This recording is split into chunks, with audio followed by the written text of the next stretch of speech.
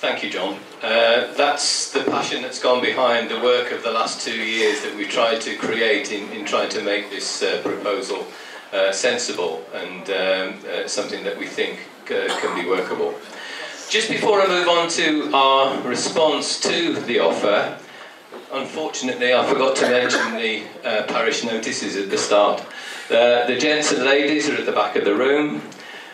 There is a fire escape door there, but if anybody fancies a smoke, you've got to use that door over there. Please don't go through that door. If you do, you have to be excluded from the club, and that's the last thing we want. There is, and I've just been looking round while John's been talking, there's a mother and baby changing room in the disabled facilities over there, and I can't see anybody that applies for that, but anyway, it is there if you want it. The other thing is that there are no practice fire alarms tonight, and so if you hear one, just get out quick, whichever way you can go. So please do that. And apologies for not doing that earlier. So in response to what John has said, I want to give you a little bit of history and context to what that is.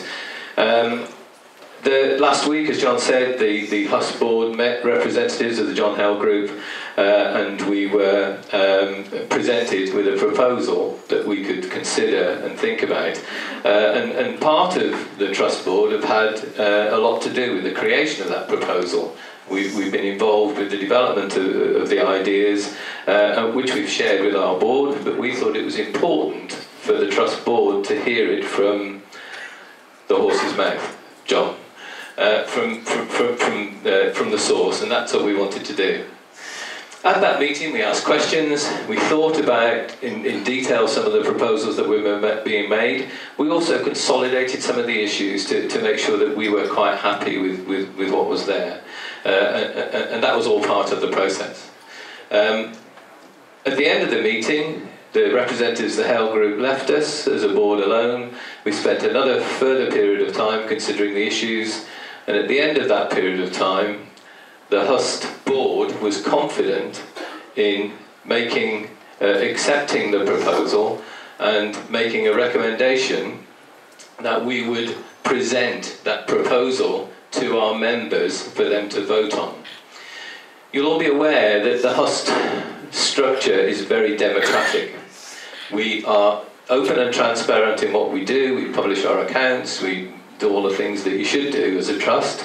And we feel we carry the responsibilities of trustees for the work that we've done. And on our constitution says on issues of major importance, and obviously this is one, we consult our membership. And if the membership accepts this, we'll move it forward. If the membership rejects it, then we've got to think again and try and decide what we're going to do. But it went forward. The proposals we considered, we voted 100% for it, and it got our full recommendation to our members. And it's our members who will be voting on this proposal next week, and it'll be done through email. But people present tonight, including HUST members, will have your own views, and we understand that. Ideally, everything that we've got in the John Hale Group proposal isn't exactly what we would like to see. But the trouble is, in a development like this, there has to be compromise. And there are certain things that we would like to see, but we can't have them yet. And part of the can't have them yet is about we can't afford it, or we don't have the right amount of input resources like knowledge, skills and so on to do that. So that's where we are with this. And what I wanted to do was just tie this proposal back to the aims and objectives of the Trust to show you how closely that this proposal ties back into it. I'll just read a couple of the articles to you, which are really quite important for you to understand as far as the Trust goes. Some of the objectives of the Trust are, first of all, to hold regular open public meetings and to canvass opinion. That's what we have to do as a Trust board, and that's what tonight's about. Secondly, we need to consider and seek opportunities to represent the views of not just our members, but of the wider football community in Hereford. And again, that's what this meeting is about tonight. Two other objectives: we need to raise awareness of the Trust so people are aware of our involvement and our representation in terms of this new venture. But we're also there as a fundraising body to raise funds to support achieving the aims and objectives of the Trust. They're very simple, but they're very important. Our constitution also tells us the things that we should do. And as board representatives on the Trust, we're very aware of those. We know what our responsibilities are. And in our constitution, it says that the objects of the Trust are to achieve the greatest possible supporter and community influence in the running and ownership of the football club. And that's exactly what we've done with this proposal. Promoting responsible and constructive community engagement by present and future members of the Trust. The objects also include operating democratically, and we're having a vote on this issue, and as we have done on many other issues, to operate fairly, sustainably, transparently, and with financial responsibility.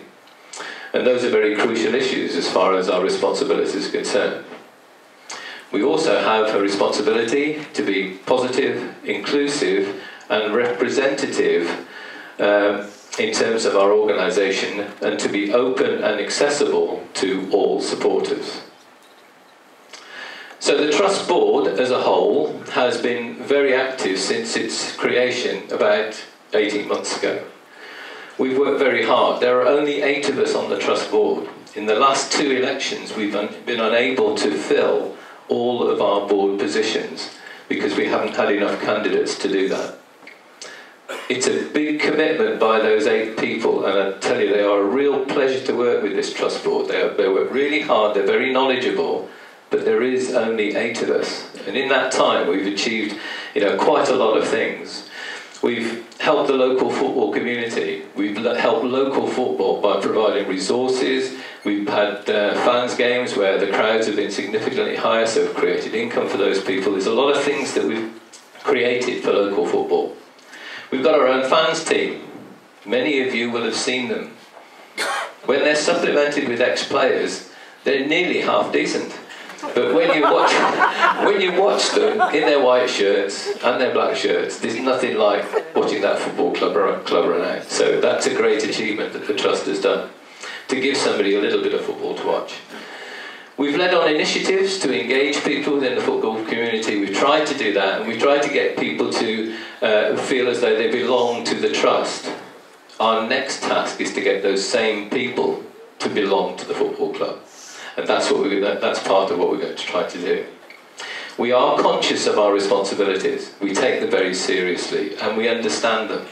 And that's crucial, again, to this proposal moving forward. This offer we've received from the John Hale Group, in my opinion, is a good offer.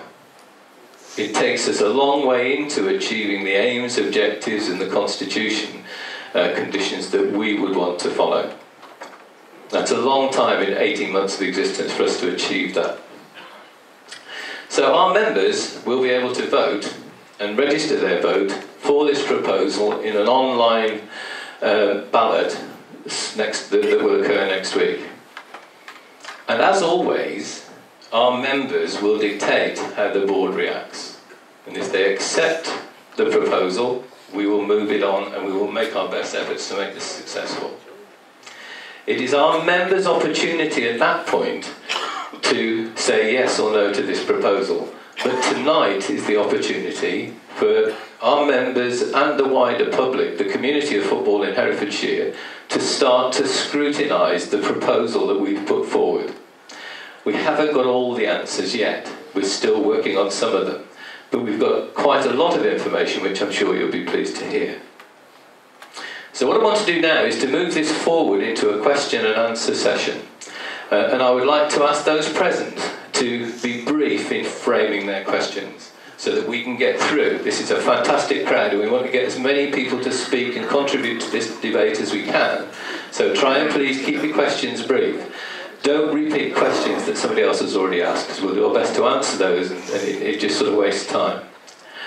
The other thing I would ask you to do is to allow everybody who wants the opportunity to speak and have their say. Be respectful to them asking their questions, because they will all have different opinions, and be courteous in listening to the response to those questions so that we can move the meeting on fairly quickly. So what I'll do now is to open the floor up to questions, but what I'm intending to do is to perhaps ask some questions for 20, 25 minutes, something like that, at which time we will then have a break for you to recharge your glasses and to be able to move forward in terms of discussing this amongst yourselves. We'll then reconvene afterwards, hopefully after we've sold you some draw tickets, and be in a position to answer some more questions. So it's quite an open night from now on, so Keith, where are you? If you could sort of put your hand up first and we'll come to you, and then you can ask us some questions and we'll direct it to who can ever answer it the best. Thank you.